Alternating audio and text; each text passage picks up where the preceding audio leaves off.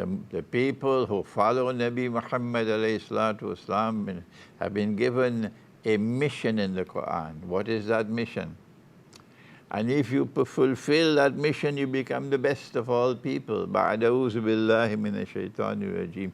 Kuntum khayra ummatin ukhrajat midnas. You would be the best of all people ever raised for mankind. How would you become the best? Ta'muruna bil ma'ruf wa tanhawna 'anil munkar. If it is right, stand up for it. And if it is wrong, it is false, it is unjust, then stand up against it. And that's what you have to do about the atrocities, the aggression, the oppression committed by the Ottoman Empire for 600 years on the Orthodox Christian world. Unless you can condemn that, you are betraying your mission as a Muslim. What can I do to help you? Don't complain to me. Complain to yourself. I would like you to visit Bosnia and visit the Bosnian Muslims, inshallah. And we can have a conversation with you as you had you had in Belgrade. Well, this is not an attack by me on you, my dear Sheikh, but just a message, because we are afraid that you're forgetting your brothers in Bosnia. And even if you did forget us, we will not.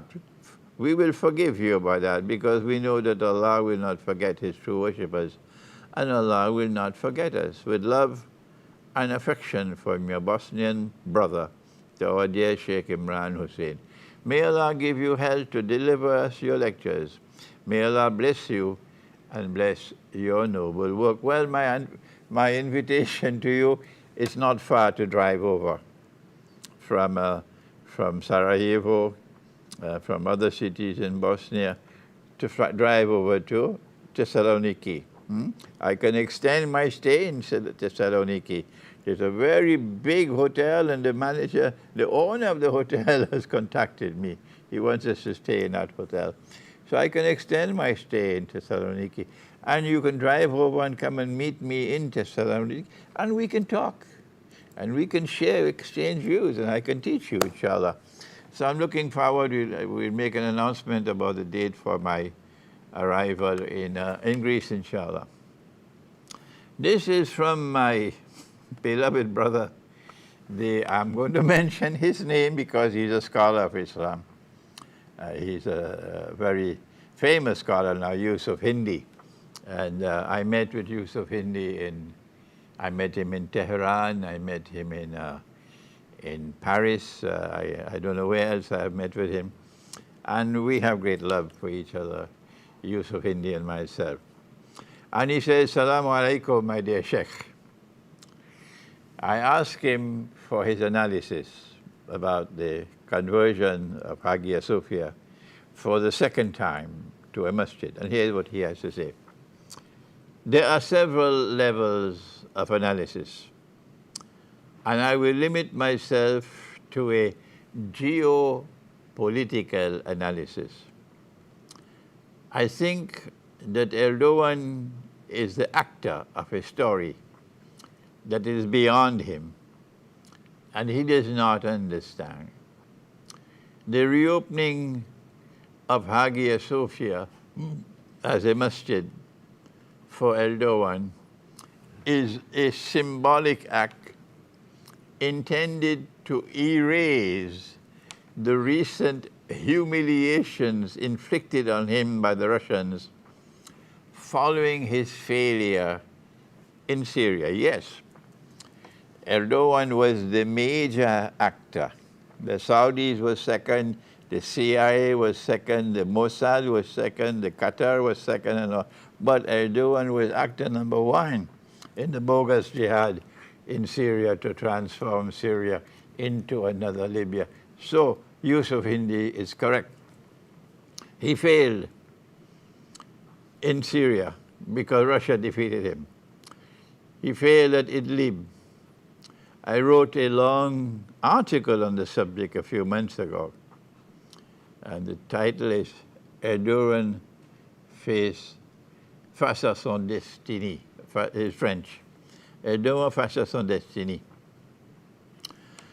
Transforming Hagia Sophia is an act of despair for Erdogan. It is a way to reunite the Sunni world around him and to just get out of his geopolitical isolation, but also to get Turkey out of its isolation. By his stupid obstinacy, his policy in Syria, he isolated himself in Turkey. For example, the Nationalist Party, Vatan, warned Erdogan in February that if he continued the conflict against Syria, he would fall into the trap of Israel and the United States, and he would lose allies such as Russia, China, Iran, and Iraq, turning them into enemies. At the same time, 543 Turkish political, media, legal, and academic figures appealed to Erdogan to withdraw his troops from Syria. But in reopening Hagia Sophia and in organizing the Salatul Jummah as another failure, was another failure for him, because none of the Muslim leaders accepted his invitation to come for the reopening, including his own allies of Qatar and Azerbaijan. They refused to participate in the event. I was not aware of this. Therefore, I have been writing in my articles on Erdogan's Turkey, as I have been writing in my articles on Erdogan's Turkey for the last 4 to 5 years, his new anti-Russian, anti-Orthodox act is digging his grave a little deeper. Moreover, Erdogan offers an opportunity to Russia, who often apply martial art techniques to geopolitics, as the Ukrainian aggression offered them in the Crimea, that when war breaks out and Russia takes Constantinople, it is their only outlet to the Mediterranean Sea. The Russians will be able to recover what the enemy took from them, namely Hagia Sophia. Well, I respect my learned brother Yusuf Hindi, but I hope that Russia will not attack Constantinople, because if Russia launches a war on Turkey, it's going to trigger, it's the same thing as Iran launching a war on Saudi Arabia. It's going to immediately walk into a trap and trigger off Muslim-Christian civil war in the house of religion. I don't think the Russians are going to make that mistake. And about Hagia Sophia, I've said the prophecy is that a Muslim army will conquer Constantinople, not a Christian army. And when we conquer Constantinople, we will return Hagia Sophia to the Christians. They don't have to take it by force. We'll return it to them. And when we return it to them, that will seal the reconciliation between these two communities, the community of Muslims in the religion of Islam of Father Muhammad and the community of Christians in the religion of Islam, the one religion who follow Jesus, Nabi Isa alayhi salam. So this is a very important geopolitical analysis from our brother Yusuf Hindi. I mentioned his name because he's a prominent scholar of Islam. This letter is from Ireland, the Republic of Ireland, and he's Catholic, and I'm not mentioning his name. And he says, I love you, and I love your talks. Dear Sheikh Imran Hussein, I am a Catholic from the Republic of Ireland, and I find your talks very educational. I'm glad to hear that you're well again and hope to keep you strong and healthy. I have always taken a great interest in the Middle East, possibly because of the Irish struggle against England and seeing the injustice on the Palestinian people by the imposter settlers. The Zionists are extreme fascists. After years of terrorizing the adults, it seems that they have now decided to go as low as they can by arresting and detaining even children. I am ashamed by it all, as much as I'm not a church-going Catholic, no more. I feel Jesus didn't want a palace in Rome. The kingdom of God is all around you, not in a building of bricks and stones. I may ask too much of the Pope when a lunatic replaces another lunatic in the White House. I still pray to God, and I pray for a better world. Hopefully things will change soon. Ireland has a big Muslim population now, about 50,000.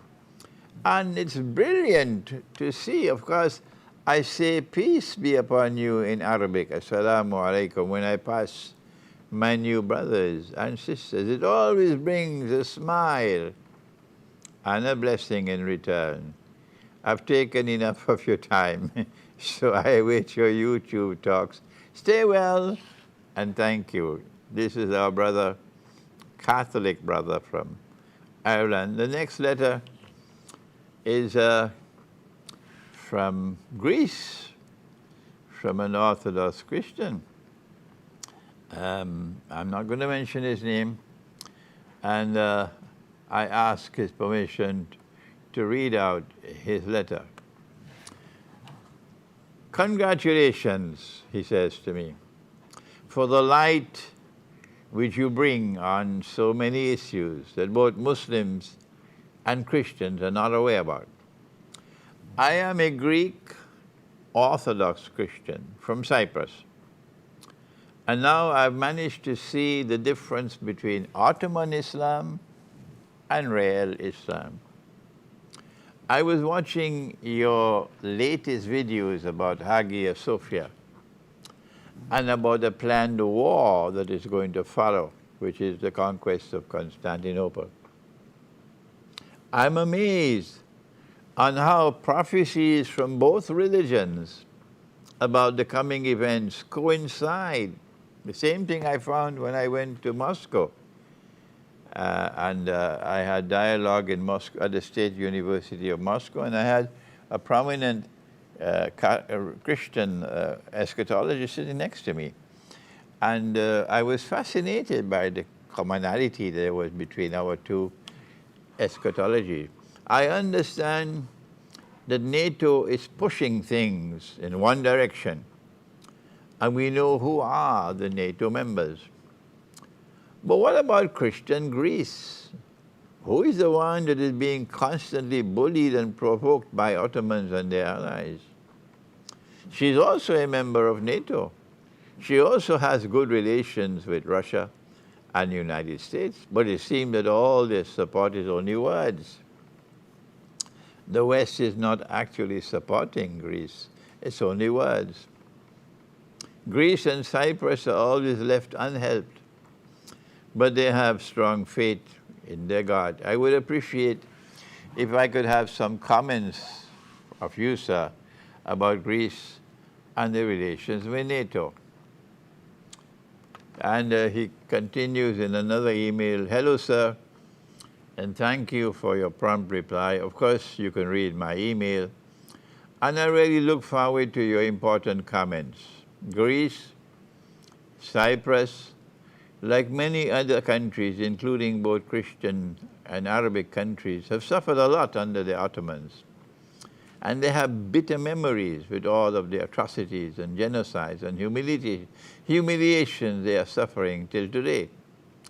The majority of our people, both Muslim and Christian, want and need peace and can live happily together if they are left uninfluenced by foreign and evil powers. Example, that my own country, Cyprus, the Greeks and the Muslims, most of them Christians who are Islamized, are still speaking Greek. in the fear of not losing their properties and life. The Greeks and the Muslims lived together. I prefer not use the word Greek, use the word Orthodox Christian. The Orthodox Christian and the Muslims lived together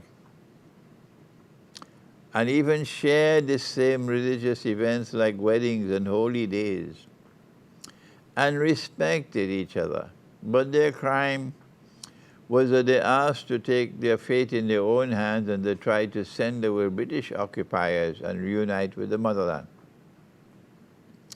This is what the British applied with their divide and rule policy, so they could gain from their separation. So they planted the seeds of hate between Muslims and Christians, like they did in so many in the countries like India and Pakistan. This is where they invented the term Greek Cypriot and Turkish Cypriot. Cypriots were in a majority Orthodox Christians, 82%. And there was a minority of Muslims, Armenians, Catholics, Maronites. But like in all countries they have occupied, they have managed to divide the people. I start to believe that the bogus Islam represented by the Ottoman occupiers, who also support ISIS, and fanatics all over the world, are just executioners of a group of mostly Western nations that they believe only one God, and the God is called money. Yes, my brother, you are correct that both the Christians, the Orthodox Christians, and the Muslims are being brainwashed and taken for a ride. You are right that their best interests lie in coming together and forging ties of fraternity, fraternal relations, brotherly relations. You're correct in that. It is the outside forces who want you to fight with each other and hate each other. Maybe I can visit you in, is it Nicosia, the capital of that part of the island controlled by the Greeks? Maybe I can visit you one day in Nicosia, and we can forge a policy of trying to build friendship between the Muslims and the Christians in Cyprus. I remember lecturing in Leeds, and the consul for Cyprus was there attending my lecture. And my best supporter in Leeds, my brother Dr. Marius Adamo, is Greek Cypriot, from Cyprus. The secret for the Muslim side, the secret is that they have to understand that the Ottoman Empire was an oppressor, an aggressor. Once they recognize that, then it is possible for them to do what the Indian Muslims should have done a long time. That the Mughal Empire was precisely the same as the Ottoman Empire, played the same role. And they both left this bitter legacy behind them in India and in the Orthodox Christian world. So call a spade, and denounce the acts of oppression by the Mughal Empire and by the Ottoman Empire. Apologize to the Orthodox Christians for what they did to them, and to the Hindus for what the Mughals did to them by ruling over them. And then you are on the way to try to restore ties of fraternity. This one is from yet another Orthodox Christian, and I will not mention his name. And he says, it takes a wise man, Sheikh, godly words to calm the minds and avoid the conflict. Brother Imran, I see in you and in your words a hope to calm our Muslim brothers in Azerbaijan and in Turkey, to be kind towards their Christian Armenian Orthodox neighbors. He's Armenian. I'm looking forward to communicate and to talk with your friends in the region, and to spread and to share the love and the kindness in our hearts. We should do what we can to avoid more conflicts, to avoid more wars. It will kill innocent people, peaceful people. Another reminder, during the war in Syria, President Obama stated, our red line is if the dictator Assad uses chemical weapons against his people, we will attack Syria. Guess what happened? A few weeks later, Erdogan supplied chemicals to Daesh around Damascus. Erdogan supplied the chemical weapons to Daesh, which is ISIS, around Damascus. And they staged a real chemical attack. And they killed many of the local Muslim children. And the hired white helmet made a video with the rescue team. The media, this is the fake news that President Trump calls fake news, they made a big noise with it. The State Department presented the situation to President Obama, and remember, he announced the preparation to attack Syria. One man gave him a call. One man gave him a call. If you are attacking Syria because of the chemical incident, I want to tell you, it was not President Assad who did it. We know who did it, and send him the evidence. I really appraised and I respected President Obama when he refrained from going to war as a result of that call. It takes a great man not to go to war. In my heart, I see your words and wisdom. They may make a difference and keep peace in the hearts of the Muslims in the troubled region of the Caucasus. I will be glad to write and talk to my peaceful Muslim brothers, to work together and to look at the half-full cup with the hope of peace. Sincerely, and he mentions his name. Yes, this is a very nice email from an Armenian who is not resident in Armenia. Yes, I plan to make that trip of Zulkarnain, inshallah, from the Black Sea to the Caspian Sea and pass through Armenia one day, inshallah. Make dua that it may be possible. We are working to build friendship, reconciliation between the two people, the people of Armenia and the people of Azerbaijan. But there are others at the top who want war. The people who want peace, the leaders want war. Who will survive? Who will succeed? May Allah grant blessings to RFS.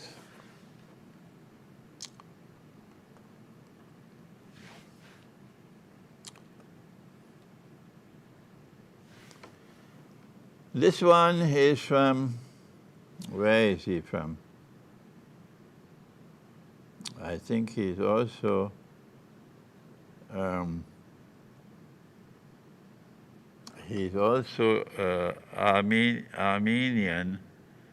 but yes, he is Armenian, but he is not in Armenia. I won't mention the country where he's resident now. Marhaban, Sheikh Imran, marhaban. If all Muslims were to think and to believe as you teach, I would embrace every Muslim as my brother and sister. I am Armenian and I follow Hazrat Isa alayhi salam. And I know one thing, if Hazrat Isa were here today, he would embrace you and he would kiss you. I wish you were closer to me so I could sit with you and I could sing the truth together with you. If ever you are in, okay, let me mention the name of the city. If ever you are in Melbourne, I will come and sit with you, inshallah. You speak the truth that is holy. You speak so perfectly. I take much joy in listening to you. than to any Christian priest. I will confess I'm a doubter, but it is also truth that nothing is more important than God. I pray God night and day that God reveals the truth. And then he followed this up. I would be honored if you can read my words out to your audience. I write from the heart, and as such, I'm open to truth in the world. If the world would honor Islam, if the world would honor Islam in light of your words, all Christianity, except Santa Claus, would joyfully and lovingly embrace Islam as a sister. And this would be very good for her itself. Side by side, it would keep Christianity in her path. I look forward to seeing your next session. I pray one day soon I'm blessed to sit in front of you to bathe in the light of your words. God bless God bless all his honest and loving children. I won't mention the name. This is an Armenian. And now it's an Ethiopian, and he's Muslim. Assalamu alaikum wa rahmatullahi wa barakatuh. Dear Sheikh, my name is, and I won't mention his name, I am an Ethiopian Muslim and your student for the last few years.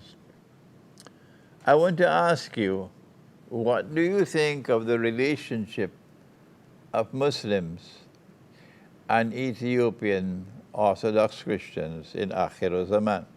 Because I do not hear you make mention of them in your lectures. Ethiopian Orthodox Christians are the most humble and the most sincere people you'll ever meet. They are the ones who also gave refuge to the early Muslims during the time of the King Najashi, the Negus. They have deep love and respect for us Muslims. I grew up with Orthodox Christian friends who always reminded me to perform my 5 daily prayers. I would be very happy to hear your perspective regarding Ethiopian Orthodox Christians and their role in Akhir Zaman, which I hope would be significant in the same way they played a positive and significant role in the early Muslims. I thank you for your time. I look forward to your response, and he is in Addis Ababa in Ethiopia. And I have to, in my response to you, my brother, I have to confess that I have not devoted attention really to what is called Abyssinia at the time of the Prophet alayhi salatu wasalam. The Najasi, the king, the Orthodox Christian king, is so important to us because our Prophet had said to the slaves and the semi-slaves in Mecca who were being persecuted by the Quraysh, some of them were being killed, go to Abyssinia. There's a just Christian king, and Allah will put it in his heart to protect you. And they went to Abyssinia, which is today Ethiopia. And that Christian king protected us. Even though Makkah sent a delegation headed by Abu Sufyan to try to get the king to repatriate the slaves to Mecca. But the king refused, and he protected us. And when the king died, which I mentioned in my last lecture, and the news reached the Prophet ﷺ in Medina, he performed the Salatul Janazah, or the funeral prayer, in absentia for this Christian. There's no evidence except for, the fake news Jamaat, there is no evidence that this Christian king stopped being a Christian and joined the Ummah of Muhammad alayhi salatu wasalam and stopped being a follower of Jesus. There is no evidence of that. Ask any Christian in Ethiopia, any part of the Ethiopian, the Abyssinian people, did this ever happen? No, there's no evidence of that except the fake news Jamaat. But I got an email from my assistant who reminded me that the daughter of Abu Sufyan, remember Abu Sufyan led the delegation from Mecca to the king to try to get the king to repatriate the Muslim slaves. His daughter had gone to Abyssinia. She had married a Christian, and that Christian died, and she was a widow. And the Prophet ﷺ sent a proposal of marriage, and she accepted the proposal of marriage.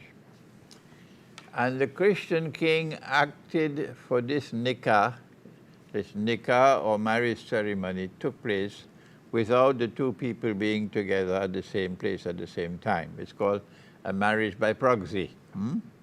By proxy is a valid marriage. So the Christian king in Abyssinia, he acted as the wali or the guardian for Habiba. And he paid the dowry, the dowry that the Prophet ﷺ was supposed to pay to her for this marriage. He paid it. The report I got, and I don't know how valid this report is, that it was 4,000 dinars. And 4,000 dinars is an enormous amount of money.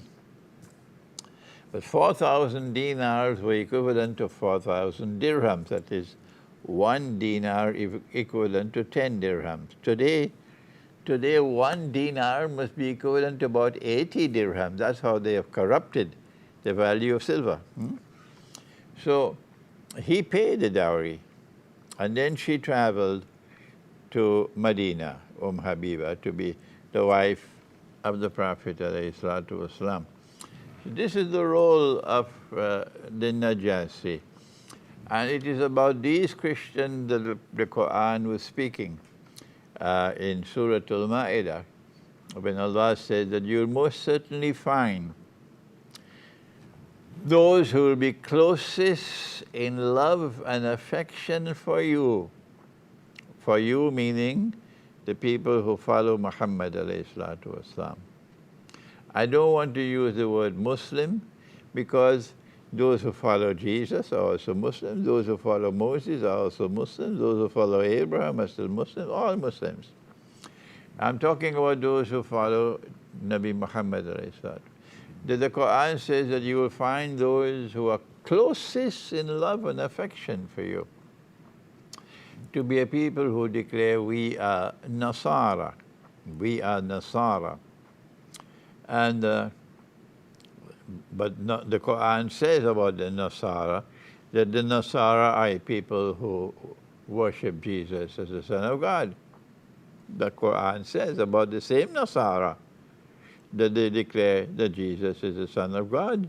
And the Quran says about the same Nasara who worship Jesus as the Son of God, that they will be the closest in love and affection for you. And this is because they have priests and monks among them. They have the institution of monasticism, and they're not an arrogant people. They don't want to rule the world.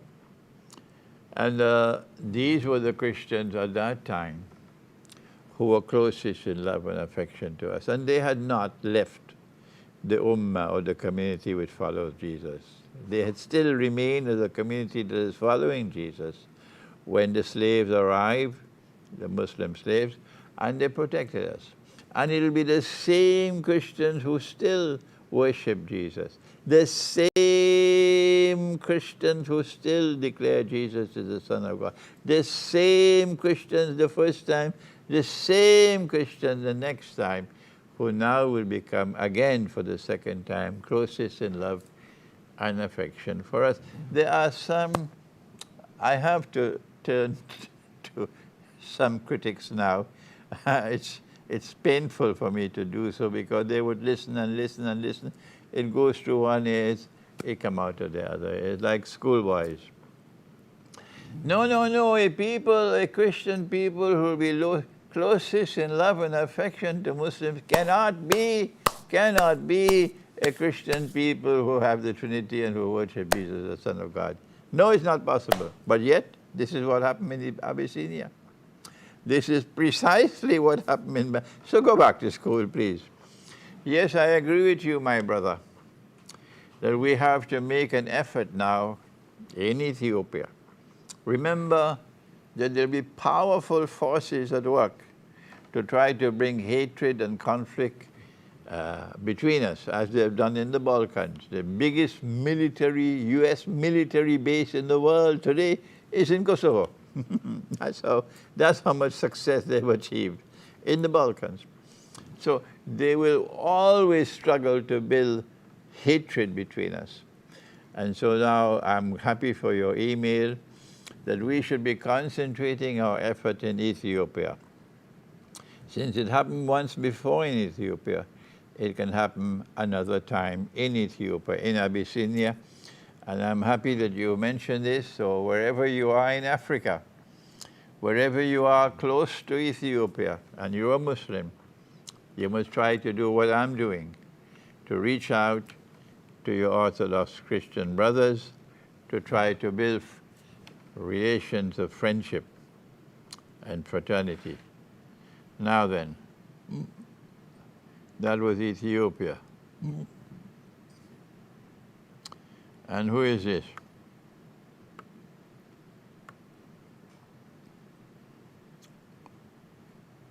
This one is from the south of India, from Kerala. And he says, Sheikh Imran Hussain, Assalamu alaikum wa rahmatullahi wa barakatuh. I wish that you would speak on the expected crash of the petrodollar with oil, which is expected to fall down $10 a barrel and wipe out the Saudi economy. Yes, this is what was happening a couple months ago. Isn't this just another step towards the impended Malhama? I wrote to you earlier that I may not make the Hajj like you advised and requested an itinerary, day-to-day life. How should we live day-to-day in Akhir Zaman? Something like your guide to the Quran with 30 days and 30 juz. Yes, it will be Allah subhanahu wa ta'ala who decrees the hour, and may we be taken into Jannah. Ameen. I look forward to your lectures on the decline of oil and the paper currency, and back to real dinar and silver and gold. I always said that I am a misfit in this world, and I pray Allah to grant me mercy and help me on Sirat al-Mustaqim. Wassalamu alaikum, Sheikh Imran. I really enjoy listening to your lectures. It is very much to learn from the Sunni. There's very much to learn apart from the Sunni Darul Uloom lessons that I grew up with in India, especially in Kerala. This is the last letter I want to read because we don't have time. And I want to now turn to the subject of the lecture on the American economy and the US dollar and oil. In another less than 2 months from today, the elections are going to take place in the United States of America. And in the same way that 4 years ago, there was the possibility that Hillary Clinton could have won the elections, and if she had won the elections, then there would have been the very likelihood of war with Russia, the Malhama. And I said that Allah was kind to us and He's given us a window of sunshine when Trump won the election. And then there are schoolboys, of course. Oh, he's a supporter of Trump. What can I do with the schoolboys? I don't know what to do with them. So we were happy that at least Hillary did not win the election. I'm not a supporter of Trump, except the schoolboy who says that. But the fact is that we had 4 years of Donald Trump with all his mistakes and all his blundering and all of these things, but there'd been no war. The schoolboy doesn't know that, of course. There has been no war for these last 4 years. So I was right. I was correct when I analyzed the election that took place 4 years ago. And I said this was Allah's kindness to us. I was correct that this was a window of sunshine for us. And we've used these last 4 years. Alhamdulillah, I thank Allah for it. I have used these last 4 years very productively. Alhamdulillah, I've worked very hard.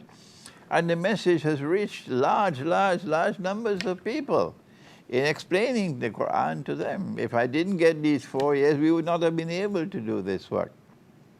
Well, how long can we keep on asking Allah to postpone the Malhama? Well, how long? Why should we ask Him to postpone the Malhama? Why? If we have to die, we die. The fact is that unless the Malhama takes place, we cannot have the conquest of Constantinople, and then we cannot return Hagia Sophia. The sooner we return Hagia Sophia to our Orthodox Christian brother, the sooner we'll have reconciliation between these two worlds. And so I am anticipating that Trump will lose the election in November. I'm anticipating that because they're really doing a hatchet job on him. And if he loses the election in November, then you know what's going to happen. And Biden takes over, and we're going to have the Malhama, and the US dollar will crash. And we pray that Allah might protect His servants. Thank you. Wassalamu alaikum wa rahmatullahi wa barakatuh.